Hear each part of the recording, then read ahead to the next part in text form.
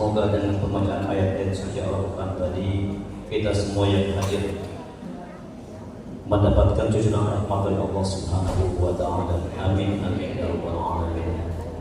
Hadirin dan hadirat serta segenap undangan yang berbahagia, dengan selesainya pembacaan ayat suci Al-Quran, kita memasuki acara yang kelima, yaitu acara inti ceramah agama Mau'izah Hasanah yang akan disampaikan oleh guru kita bersama Mubaligh kita Al-Mukarram wal Muhtaram Kiai Haji Muhammad Jainal Arifin LCMA. Kepadanya kami persilahkan.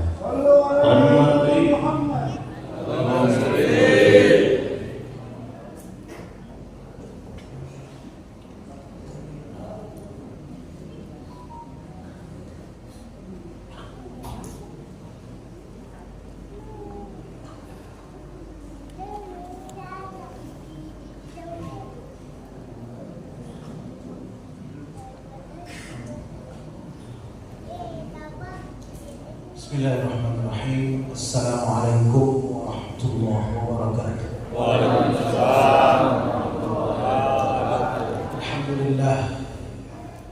Alhamdulillahi ala ifdalihi wa syukrulahu ala nawalihi. Wassalatu wassalamu ala khairi khalqihi wa a'azzi ibadihi Sayyidina wa maulana Muhammadin wa ala alihi wa sahbihi ومن نهج نهجه إلى يوم لقائه. أما بعد، قال الله سبحانه وتعالى في محكم تنزيله: أعوذ بالله من الشيطان الرجيم، بسم الله الرحمن الرحيم، قل هل يستوي الذين يعلمون والذين لا يعلمون إنما يتذكر أولو الألباب. صدق الله مولانا العظيم. Dan sama-sama kita muliakan guru-guru kita, para habaib, para kiai, para asatidzah. Kita doakan guru-guru kita selalu dalam lindungan Allah Subhanahu wa Ta'ala. Amin. Wabil khusus guru kita ta'ala Al-Ustaz Zamzami, nata'ala Allah bi hayatihi wa nafa'ana bi'ulumihi fid darain. Amin ya rabbal alamin. Kemudian juga yang sama-sama kita hormati dan kita muliakan para tokoh, para orang tua, para sesepuh masyarakat, ada Bapak RW, Pak Hamdi, kemudian para orang tua lainnya, Pak Cipto, dan semua yang hadir di sini. Mudah-mudahan para orang tua kita ini umurnya diberkahi Allah. Amin. Mudah-mudahan bakti kita kepada orang tua kita akan membuat hidup kita jauh lebih berkah. Kemudian juga Pak RT dan Ketua DKM yang saya dengar jauh banget ya, mainnya jauh banget ke DKM-nya, ke Jepang. Iya, tempat anaknya bercerita ke saya. Saya mau nyusul sebenarnya, cuma jauhan Jepang ya, Masya Allah. Mudah-mudahan Ketua DKM Masjid apa nih? Jamil Mubarak. Tes doang belum tahu. Mudah-mudahan DKM-nya kompak, sehat. Dan saya mau bilang, yang ngurus rumah Allah, kalau dia ikhlas, kalau dia kuat, yang ngurus rumah Allah, urusannya diurus oleh Allah Subhanahu wa Ta'ala. Amin. Yakin apa enggak? Yakin. Jamaahnya juga ya, yang rajin ke masjid, yang cinta sama masjid, apalagi yang dekat rumahnya dari masjid, jangan sampai enggak datang ke masjid. Karena yang jarang datang ke masjid juga bakal dipaksa. Betul? Betul enggak? Enggak mau jalan sendiri, gotong ramai-ramai. Benar apa enggak? Ya ibu-ibu nggak mau nutup aurat, ditutup aurat nanti dipaksa, betul nggak? Kapan sih? Nah, kalau udah panggil mati ya. Makanya mumpung masih hidup, rajin sholat berjamaah, rajin ngaji, Karena guru saya bilang, Habib Abdul Mahbub Al-Habib Abdul Rahman Al-Ahmad Abdul Qadir Al-Segaf, beliau bilang bahwa ibadah yang paling tinggi adalah thalabul ilm. Ibadah yang paling tinggi di sisi Allah itu menuntut ilmu. Makanya kita malam ini Isra Mi'raj. Isra Mi'raj itu kan hadiahnya sholat, betul? Makanya saya malam ini mau ngajak bapak-bapak semuanya, ibu-ibu nih, gerakan sholat kita udah sesuai belum? Apa? Kalau disuruh dua, iya nggak apa-apa dua. Ada satu lagi sini, serosip nggak apa-apa saya pegang. Kok suara saya jadi cempreng begini? Tes. Takupan yang mana ya? Satu, cek, 1, 2, tes. Yang mana nih? Tambah satu lagi aja nih. Kelihatan bang, dua bang. Yang mana nih? Taman merah aja. Merah suara saya.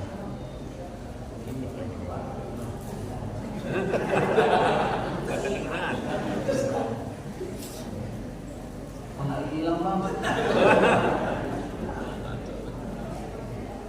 Saya mau malam soalnya gampang ngantuk, betul nggak? Nanti bapak-bapak yang saya tunjuk maju harus mau. Kalau ibu saya nggak berani.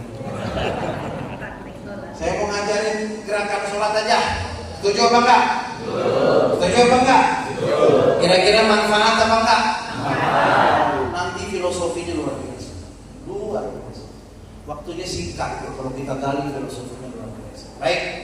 Hadirin sekalian, langsung to the point. Bagaimana posisi yang pas ketika mau mulai sholat? Ya, ini rujukannya saya ambil, saya kumpulin dari berbagai kitab. Udah saya bikin slide, ada 147 atau 48 slide. Tapi malam ini nggak usah pakai slide-slidean kita. Langsung aja enggak. Bapak ini maju, gitu ya, apa ya? Praktek. Pertama, Bapak Ibu mau sholat nih yang muda-muda nih, hadroh nih, jangan ngobrol nih, ganti deh. Mau sholat, dirinya gimana? Dirinya begini. Pertama, an-nazaru mahallus sujudi. Pandangan mata kemana? Ke tempat. Ada nggak yang lagi sholat matanya jelalatan? Ada apa enggak? Ada yang melihatin kudungan di depannya, mau kena di depan itu, mau kena, udah setian itu masih dipakai. Kalau matanya jelalatan. Yang bapak-bapak di belakang, makanya kalau sholat jangan pakai kaos ada tulisan makruh. Tulisannya jangan dibaca ketika sedang sholat. Di kaosnya bacanya tulisannya apa? Jangan dibaca ketika sedang. Kira-kira dibaca nggak? Baca. Ada warung ngerjain banget warung. Jangan nengok ke kanan. Ya kita nengok ke kanan. Sih begitu. Nih yang mau sholat jamaah, bapak-bapak jangan pakai kaos yang ada tulisan ya. Kecuali petugas, PLN apa kita masih wajar lah begitu ya. Tapi kalau di rumah jangan. Apalagi ibu-ibu nih tolong cek nih. Kaos anak laki-laki ini jangan sampai anak laki-laki ibu-ibu sholatnya nggak sah. Karena saya sering lihat anak muda sholat pakai kaos pendek, begitu dia ruku kelihatan celana dalamnya.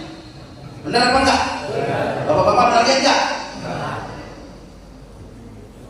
Bilangin anak laki-lakinya, bang, kalau sholat panjangin dikit kaosnya, nanti kelihatan di belakangnya. Kesian anak laki-laki kita sholat dia tapi nggak sah belakangnya, betul?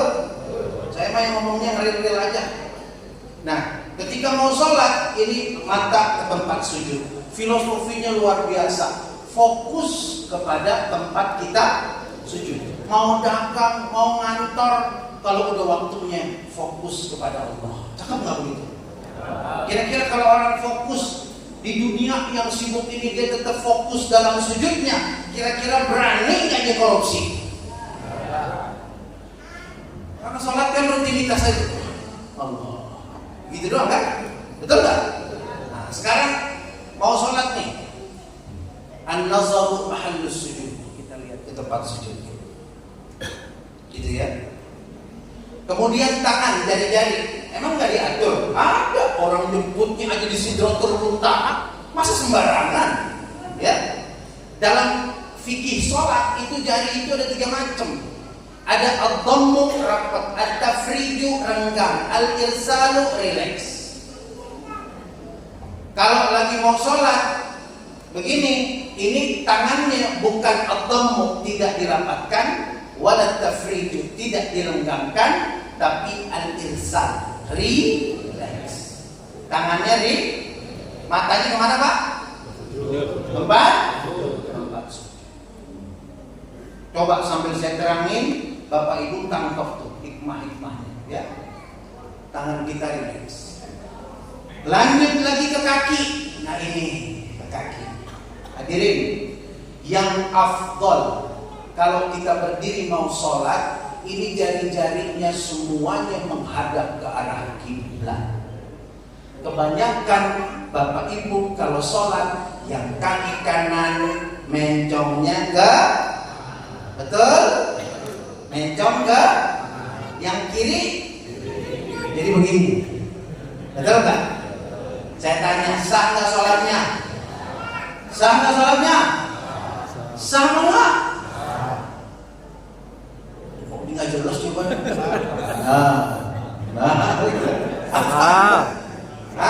Sah. Sholatnya sah. Sholatnya sah. Tapi mau yang afdal nggak? Mau. Giliran dunia pengennya yang paling bagus. Giliran akhirat asal-asalan, tapi pengen masuk surga. Makanya insya Allah jamaah di sini semuanya pengen masuk surga dengan predikat tingkatan tertinggi. Ibadah juga pengen yang paling afdal. Ya, saya baca itu kalau kaki kita yang kanan ngadep kanan, yang kiri ngadep kiri, itu hukumnya makruh.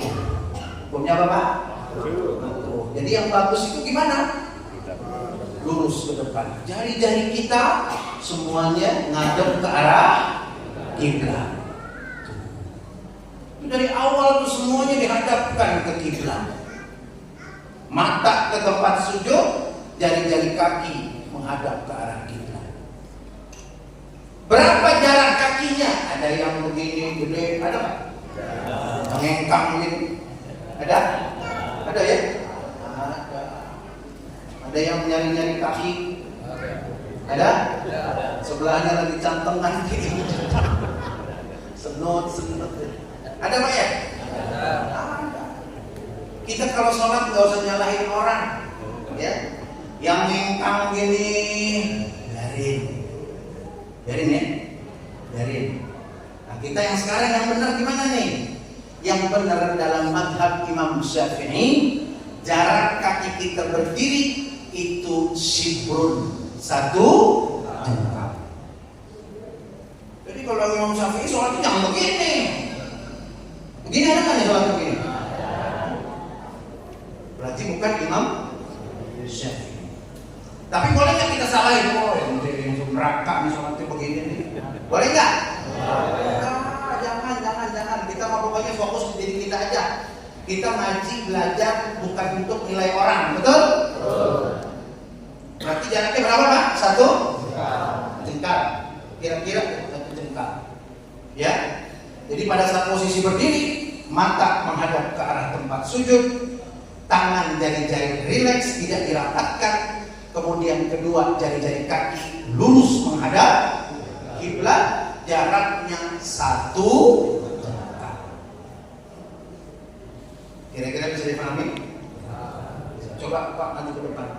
Nanti saya janji mau manggil kalian jemaah. Maju Pak. Coba Pak, praktekin. Berdiri menjelang sholat, mata menghadap ke arah tempat sujud, jari-jari rileks belum.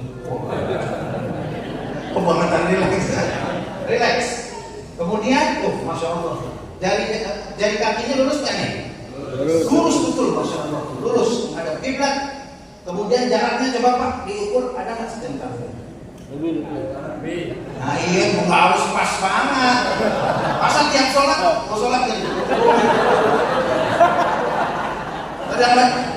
Makanya kalau ngaji jangan ngantuk. Itu namanya jipping derles, ngaji nguping nyender. Ini bapak ini bagus nih, masya Allah ini luar biasa tuh. Ya, kakinya lurus banget tuh. Jempolnya kejadian dia. Ya, tapi di hati saya kayaknya. Nah, ya, pasti namanya siapa? Tirta. Nanti ini bapak-bapak semua ibu-ibu sholatnya benar, Pak Tirta dapat pahala semua. Nah, makanya saya suruh maju semangat, oke? Tirta, makasih banyak. Udah jelas ini nih. Coba kalau pakai cara begitu, baru mau sholat aja udah khusyuk itu, betul nggak? Kadang-kadang nih kalau saya, kalau bapak ibu nggak tahu, kalau sebelum sholat itu nggak ingetan apa-apa. Kalau saya begitu, Allah, pikiran macam-macam masuk. Kalau saya begitu, bapak-bapak enggak ya? Kalau ibu-ibu kayak hah? Nih misalkan ibu-ibu nih jawab yang jujur bu, Saya kalau nggak diri tidur nih bu nih. Makanya saya diri ceramah, biasanya saya duduk. Bu, ibu-ibu nih, coba jawab yang jujur. Ibu lagi sholat.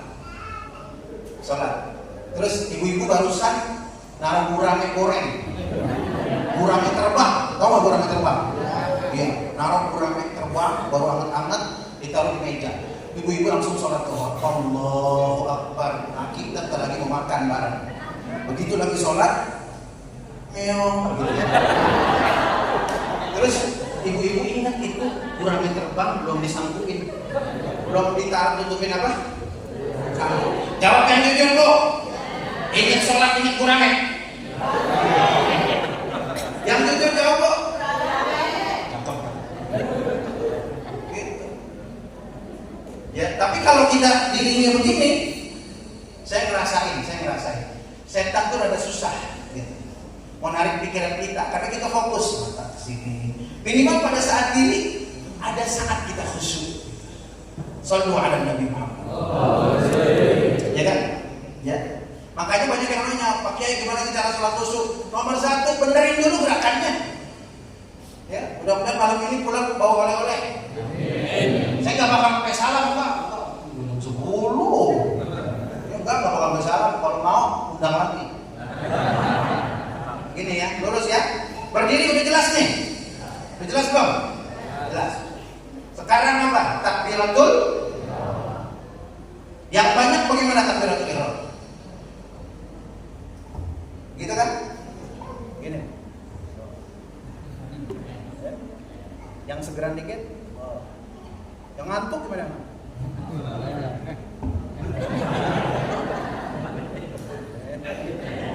Ya gitu ya. Sekarang gimana yang benar? Yang benar dalam mazhab Imam Syafi'i ada 2. 1, Allah. Saya megang mic sih, satu lagi. Allah. Ya nah nih. Tangan dari jari irsal, relax. Jadi enggak begini. Enggak tafrij, enggak direnggangin. Atau enggak dom, enggak dirapetin. Irsal, relax. Allah. Tingginya semana? Ada 2. 1, sejajar telinga. Allah. Tapi batasnya bahu. Batasnya, jadi nggak boleh sampai ke sini. Ya, batasnya bahu. Allah. Dan yang paling penting kesempurnaan. Saya bicara kesempurnaan. Orang sholat takbiratul ihramnya begini sah nggak? Sah nggak? Sah. Tapi pengen nggak yang afdal? Malam ini kita belajar yang afdal. Gimana caranya? Begitu kita takbir, cara pertama Allah. Ininya relax, sejajar telinga nih, sejajar telinga, batasnya bahu. Allah. Telapaknya ngadep kiri. Coba bapak-bapak coba semua. Takbiratul ihramnya ya. Komandonya di saya. 1, 2, 3. Allah. Telapaknya dikontrol ngadep ke arah kiblat. Tangannya irsal, relax. Kalau nggak dibiasain nggak bisa. Allahu Akbar. Lumayan Isra Mi'raj pulang dapat. Isra Mi'raj pulang dapat apa?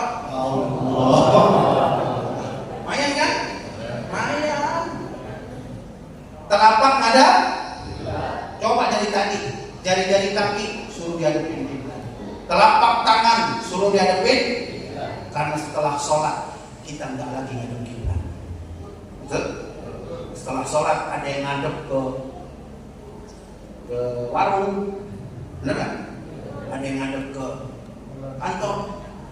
Tapi ketika kita hadapkan itu semua 5 kali sehari ke kiblat, harapannya apapun godaan dunia tidak sanggup untuk merenggut keimanan dari dalam hati kita, karena hati kita selalu menghadap ke kiblat. Jelas? Allah, gitu ya.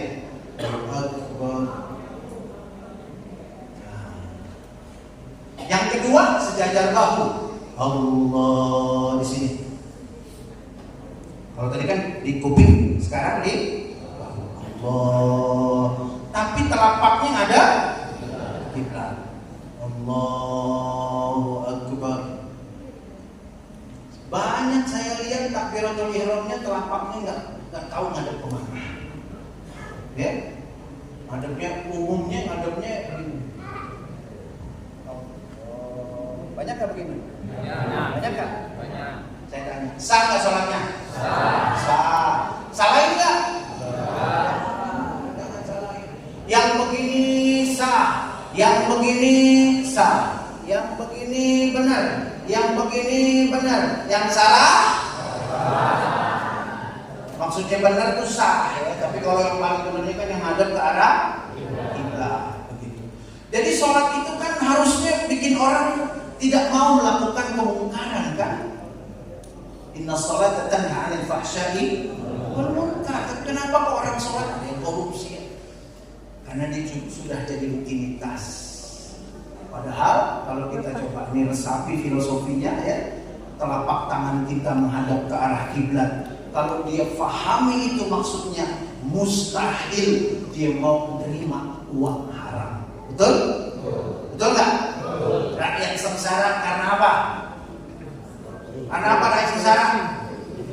Karena korupsi. Begitu. Kalau korupsi, nerimanya pakai apa? Pakai tangan. Dia mau nerima pakai uang haram. Kalau dia tahu bahwa telapak saya ini 5 kali sehari saya hadapkan ke Ka'bah. Ka'bah itu Baitullah. Saya hadapkan kepada Allah telapak tangan saya. Mustahil saya mau menerima harta yang haram. Cakep gak kalau begitu? Terus gini aja ya ceramahnya ya. Salah lama. Gak usah banyak-banyak. Lumayan di Somirat kan sampai segini doang.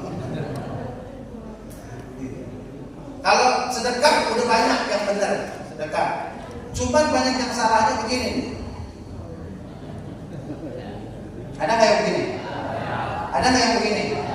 Kalau sedekah yang benar nih ibu-ibu, patokannya di jempol.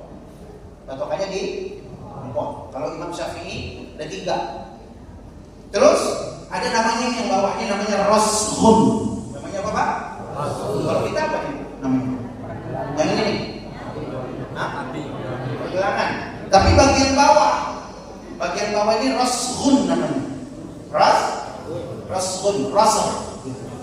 Sedekah yang benar itu jempol dirosok. Terus kalau Imam Syafi'i ada 3 caranya. Jempol dirosok, yang 4 megang rosok dari sebelah sana lagi. Begini. Posisinya kalau Imam Syafi'i di bawah dada, di atas pusat. Bawah dada, di atas pusat. Jadi begini. Atau ini jempol dirosok, yang 4 di bagian atas lengan. Atas lengan kalau bahasa Arabnya sa'id namanya. Sa'id. Jadi begini. Boleh. Ini juga mazhab Imam Syafi'i, ya. Ada lagi kalau di kitab Ihya Ulumuddin, Imam Ghazali ajarnya jempol dirosok, kelingking jari manis megang rosok dari seberang. Ini telunjuk sama jari tengah ditaruh di sa'id di atas. Jadi begini. 2 di atas, 2 di atasnya 2 begitu. Jadi dalam mazhab Imam Syafi'i ada berapa Pak? Ada 3. Yang penting jempolnya di mana tadi? Dirosok di sini. Begitu. Nah, posisinya di bawah dada, di atas perut. Pernah nggak melihat orang sedekapnya di dada?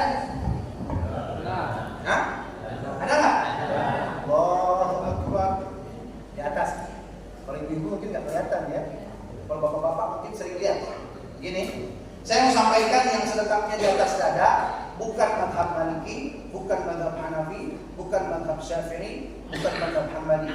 Artinya di atas dada itu di luar mazhab yang 4 Ahlus Sunnah wal Jamaah. Tapi kita salahin nggak? Kita salahin nggak? Nah, biarin aja dia begitu, silakan. Ya. Yang salah apa yang salah tadi? Yang salah? Yang salah, yang enggak? Terakhir, ruku. Di sini udah selesai. Iktidal sujud salam tak undang saya lagi. Sekarang ruku ya, ruku nih terakhir, ini yang paling seru soalnya. Ruku itu posisinya kepala, punggung sejajar. Makruh palanya itu dongak ke atas lagi ruku begini. Makruh juga palanya nunduk ke bawah. Posisi harus sama begini, rata punggungnya. Enggak boleh miring ke atas atau enggak boleh nyungsur ke bawah. Jadi lurus. Tangan, nih ibu-ibu, bapak-bapak beda. Kalau bapak-bapak tangan itu tamkinul asabi ala rukbatain. Ini tangan tafrij, direnggangkan. Kalau tadi kan relax. Ini tangan renggang, taruh di atas lutut. Tamkin, pegang lutut, pegang dengkul. Nah, kalau bapak-bapak begitu. Ibu-ibu jarinya rapat. Kalau ibu-ibu jarinya, tapi di mana Bu? Di dengkul. Karena saya suka lihat bapak-bapak ada yang nggak pegang dengkul, megangnya ke bawah lagi tuh, hampir ke mata kaki. Habis itu dia gerak-gerakin bunyi berentak. Bisa bilang sholat sampai SKJ. Kenapa sekarang? Yes. Ada nggak yang gitu Pak? Salahin apa enggak? Salahin apa enggak? Pokoknya kalau yang ngaji sama saya pantang nyalain orang, tapi benerin terus diri sendiri. Cakep Pak? Ente salah. Nunjuk orang salah, 4-3 nunjuk kita, benar nggak? Daripada nyalain orang terus, mendingan benerin diri kita sendiri. Cakep nggak kalau begitu? Nah, ya kan? Orang mau beda-beda, nggak apa-apa. Begini, ya nggak? Betul nggak? Salahin apa jangan? Musuhin apa jangan? Ikutin apa jangan? Ikutin apa jangan? Ikutin mau. Ruku nih, tangan di mana tadi? Betul. Tuh, gini, ya. Pandangan ke sono, kaki tadi tetap lurus tuh. Jangan yang kanan ke kanan, yang kiri ke kiri, terus gini. Terus jaraknya 1 jengkal gitu, ya kan? Nah, gitu. Nah, sekarang buat ngetes bener enggaknya. Ngetes bener enggaknya ruku. Bener enggaknya ruku. Bapak coba maju Pak. Aduh, kata bapak bunuh di depan dari sana. Soalnya ini pengurus ya? Hah? Terus. Bukan. Hah? Ada ya? Coba bapak ada ceritanya kiblatnya ini. Coba ruku. Tangannya menggak. Nah. Lurus ya, bisa lurus. Kakinya Pak. Nah, memang harus dibiasain. Kalau nggak dibiasain, begitu aja kayak orang marahan kaki ya. Dah, gitu ya. Belum. Kelar subuh tadi, kelar subuh. Tadi saya bilang mau ngetes bener apa enggak kan?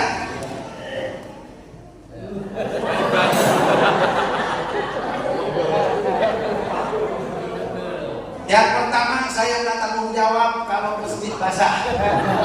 Yang kedua saya nggak tanggung jawab kalau gelas pecah. Yang bertanggung jawab yang ruku. Kira-kira jatuh. Bodoh amat saya ngomong.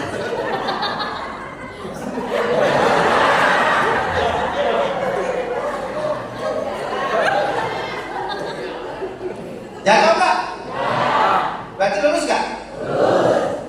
Sampai jam berapa?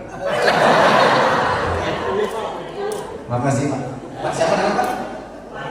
Pak Maris. Ah? Waduh, ngos-ngosan Pak Maris. Sallu ala Nabi Muhammad. Nah, jadi seperti itu. Ya. Jadi masalah sholat ini sampai Nabi itu diundang langsung ke Sidratul Muntaha, enggak sembarangan. Makanya saya ceramah begini mancing aja, yuk pelajari lagi sholat kita. Ya. Jangan mancingnya udah tinggi, gerakan sholatnya masih belum sesuai. Ya. Yang udah sesuai, alhamdulillah. Yang belum perbaiki. Pak Kiai, gimana sujudnya? Gimana? tahiyatnya gimana salamnya? Ya nanti ngaji bareng-bareng gitu ya. Kapan kayak udah ngerti? Hah? Bukan ada nanya kan? Apa? Ceramah mirip enak. Kalau apa? Faktor U. Nah, cakep pertanyaannya. Ini kita seminar apa ceramahnya?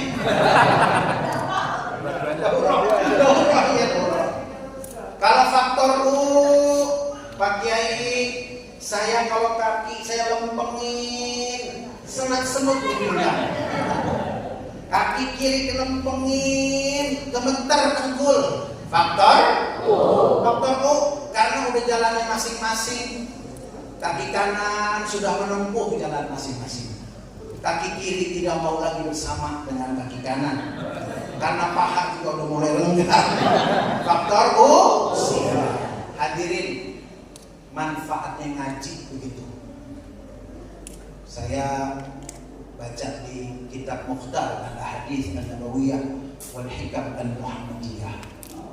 Di situ ada berita gembira. Begini, orang yang waktu sehat ibadah, kalau dikasih sakit sama Allah nggak bisa ibadah, itu Allah perintahkan malaikat pencatat amal untuk tetap mencatatkan amal-amal baiknya, amal-amal solehnya yang biasa dilakukan suatu sehat pada saat dia sakit dan tidak bisa melakukan ibadah. Enak gitu. Makanya rugi orang sehat enggak amal ibadah. Rugi luar biasa. Karena ketika dia sakit enggak ada catatan Allah. Tapi bapak-bapak, ibu-ibu yang ibadahnya itu biasa bagus gitu pada saat sehat, kemudian ditahbis oleh Allah, ditahan oleh Allah dengan penyakit sehingga ya Allah saya biasa sholat subuh berjamaah karena nggak bisa, harus di atas kasur. Sedih manusiawi, tapi yakinlah pahala bapak ibu tetap dicatatkan oleh Allah. Kaitannya dengan pertanyaan tadi, kalau ada orang uzur sakit, itu udah uzur sakit udah dipaksain rukuk lempeng, ntar nggak bisa diri lagi. Dipaksa pokoknya saya mati syahid dah. Jadi saya rukuk pegang mati syahid, mati syahid. Anak-anak wasiat semua kalau bapak mati itu sama. Emang bapak mau ngapain sih? Mau rukuk ya nonton. Lu taruh di punggung gua tuh jangan gelas lagi, lu taruh ember. Gak bisa, tetap gak bisa, Pak. Itu manfaatnya ngaji. Kalau kita udah tahu, pas ngaji kita tahu terhalang penyakit, meskipun kita rukuk begini karena sakit, kita udah tahu ilmunya, bapak tetap dapat pahala seperti orang yang melakukannya dengan sempurna. Kira-kira enak nggak begitu? Daya kelemahan. Hadirin sekalian, ini belum diminum ini dari tadi. Sebagai penutup, saya ingatkan bahwa sholat itu selalu mengingatkan kita agar selalu menjadikan Allah sebagai poros hidup kita. Dunia terkadang menggeser poros itu, tapi mudah-mudahan setiap kali kita sholat dengan gerakan yang benar, kita kembali kepada poros kita yang semula. Hadirin, Isra Mi'raj yang hadiahnya sholat diawali dengan kesedihan Nabi yang bertubi-tubi. Istri beliau wafat, paman beliau yang menjaga beliau wafat. Beliau pergi ke Taif disambitin oleh saudara dan paman sendiri. Darah-darah beliau sedih luar biasa, langsung dibawa ke langit oleh Allah. Hikmahnya apa? Kalau hidupmu sempit di langit, maka yakinlah bahwa kalau hidupmu sempit di mana? Di bumi. Kalau hidupmu sempit di bumi, maka yakinlah langit sedang terbuka untukmu. Sehingga orang yang paham hikmah Isra Mi'raj pantang mulutnya ngomong stres. Ibu-ibu ada nggak yang suka ngomong, ngapa sih muka gitu begitu stres semua? Ada nggak yang begitu? Tobat, malam ini tobat ya. Jangan ada lagi yang ngomong stres. Ini yang perempuan lagi kuliah, nah kalau muka begitu cembetut aja, stres wah bisa. Jangan. Pantang, jangan ngomong stres. Orang beriman pantang ngomong Stres. Ngomongnya gimana? Inna ma'al usri yusra. Alhamdulillah la haula wala quwata illa billah. Bapak-bapak dan ibu sekalian, saya kira ini yang bisa saya sampaikan. Mohon maaf atas segala kekurangan. Mudah-mudahan banyak manfaatnya. Dan sekali lagi, Isra Miraj mengajarkan kita ketika dunia ini sempit, maka langit akan selalu terbuka untuk kita. Hadanallahu wa iyyakum ajma'in. Assalamualaikum warahmatullahi wabarakatuh. Bismillahirrahmanirrahim. Alhamdulillahirabbil alamin. Allahumma shalli ala sayyidina Muhammad wa ala ali sayyidina Muhammad. Allahumma la tad'a lana fi majlisina hadha dhanban illa ghafartah wa la 'ayban illa satartah wa la maridan illa shafaitah wa la daynan illa qadaitah wa la hajatan min hawaij ad-dunya wal akhirah illa qadaitaha wa yassartaha ya Allah rabbal alamin. اللهم بارك لنا في رجب وشعبان وبلغنا رمضان وبلغنا رمضان وبلغنا رمضان يا الله يا رحمن.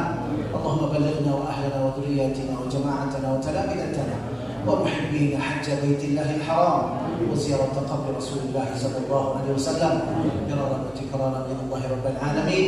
وصلى الله على سيدنا مولانا محمد وعلى اله وصحبه وسلم والحمد لله رب العالمين.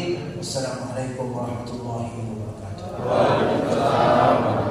صلوا على النبي محمد.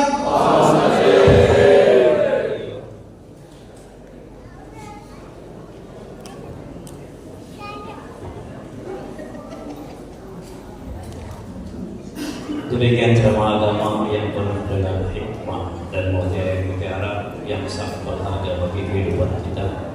Semoga kita mampu memahami dan mengamalkannya, dan kita bisa memperbaiki suara kita dengan baik. Dengan selesainya pembacaan doa tadi, maka berakhirlah acara Isra Miraj ini. Kami membawa acara mengucapkan terima kasih atas perhatiannya. Mohon maaf atas kesalahan dan kehilafan. Wallahul muwaffiq ila aqwamit thoriq. Wassalamualaikum warahmatullahi wabarakatuh.